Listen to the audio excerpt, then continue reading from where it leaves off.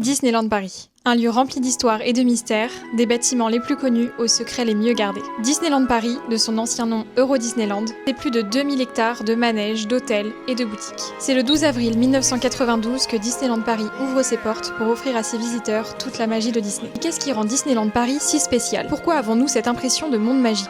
Situé à Marne-la-Vallée, Disneyland Paris se situe au cœur d'un cercle parfaitement dessiné, comme une bulle hors du monde réel. À l'intérieur, des pelouses parfaitement tondues, des plantes fraîches 365 jours de l'année, les couleurs vives viennent remplacer le gris du béton. Aucun détail n'est laissé au hasard. Si vous longez Main Street et que vous levez légèrement la tête, vous vous apercevrez que les lampadaires changent le long du chemin.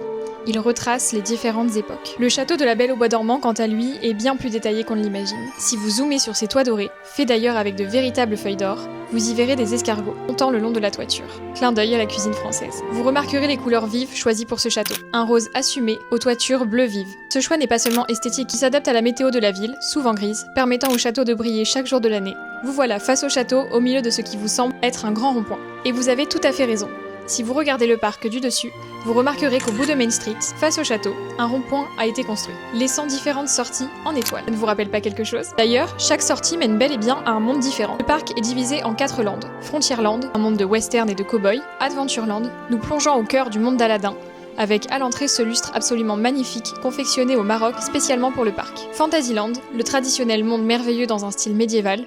Et enfin, Discoveryland, pour une immersion dans le futur. C'est là toute la magie de Disney. Créer une réalité où chaque rêve devient possible. Et où derrière chaque façade et chaque choix de couleur se cache un ingénieur, un artisan ou un artiste, que je serais ravie de mettre en avant dans une partie 2. D'ailleurs, si tu as aimé cette vidéo, n'hésite pas à me le dire dans les commentaires. Et en attendant, moi je vous dis à bientôt dans de nouveaux espaces.